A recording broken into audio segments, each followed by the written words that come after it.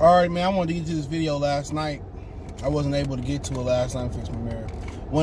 I wasn't able to get there last night, but let's talk about the Pat Stafford argument that's going on. Make sure you hit that subscribe button, bell icon button, share the video. And yeah, man, one of the writers named Logan, he's defending Stafford, and that's what he's supposed to do. But you know, we wouldn't be having this argument if he won. And it's not completely on Matthew Stafford winning or losing. It's just that you can go back and forth, and you know, people can say, "Oh, his stats are padded, Pat Stafford," or whatever you want to say. But the stats don't matter if you don't win. All right, if he wins, everything he's done up to now matters.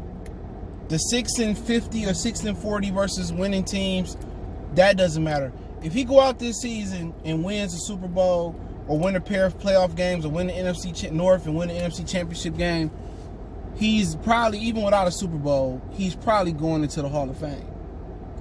You know, but let's not act like that's not a relevant argument, though. We've seen it a couple years versus Chicago. He threw for 400 or 500 yards at Soldier Field, but they was getting blew out, and it came in garbage time. You know, we see when the Lions get down, he starts to throw the ball well sometimes, and as the game get close, sometimes he able to come back and win, and then other times he fall a little bit short.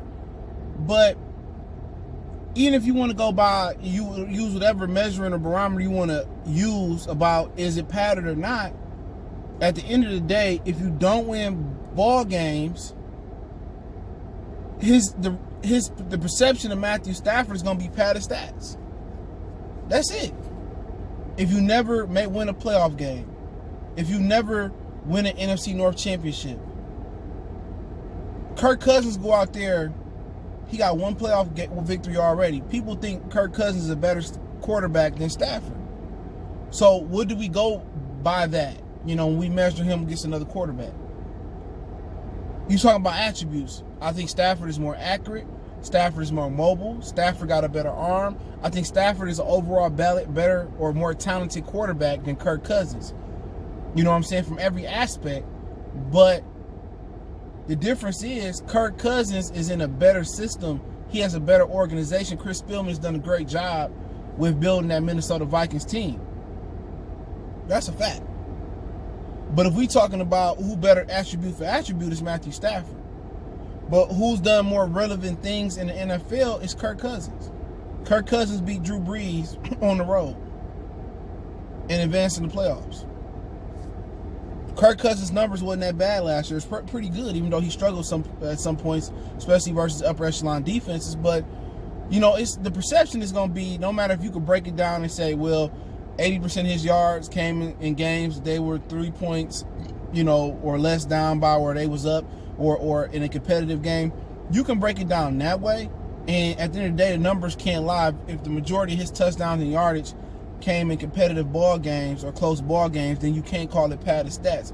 But the perception of Matthew Stafford having padded stats, fair, foul, or anywhere in between, being neutral, average, whatever you want to believe, the God honest truth is, if he doesn't win anything, his whole career was padded. And just check this out real quick. People saying that Matthew Stafford is statistically the best quarterback in Detroit Lions history, right? Bobby Lane won, I believe, multiple championships. So if Matthew Stafford don't take another snap this year, right, and he goes down with only 6 or 7 or 6 victories versus, you know what, 56, you know, teams above 500.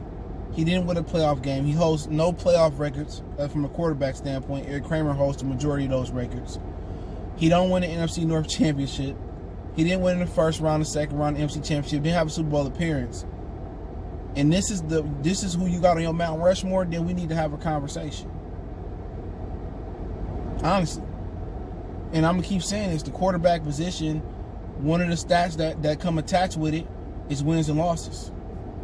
And a lot of people don't want to, you know, believe that to be true, but it is.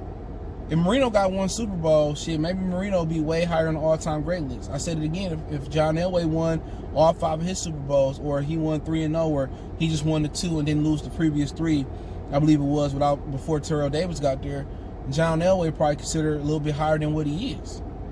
Think about Drew Brees and Aaron Rodgers. They're going to go down with 1 Super Bowl if they don't win another one in the near future.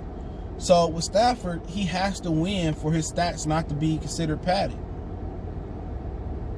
It's just as simple as that. And a lot of people don't want to believe that, but the perception is he got padded stats. That's the perception. He has padded stats because the Lions don't win. Is Stafford a great quarterback? Yes. And we can have this conversation over and over again. The talent is there. Well, people will point back as well. And what I've been getting defending Matthew Stafford, or I've been seeing on certain threads, that he didn't win in Georgia either. Well, the Georgia Bulldogs historically have came up short, right?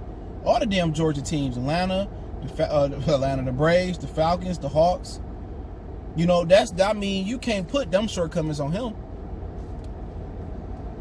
You know, historically, the whole state of Georgia has always come up short. So, I mean, I don't think we're ready to have that conversation with a lot of Atlanteans and people from Georgia.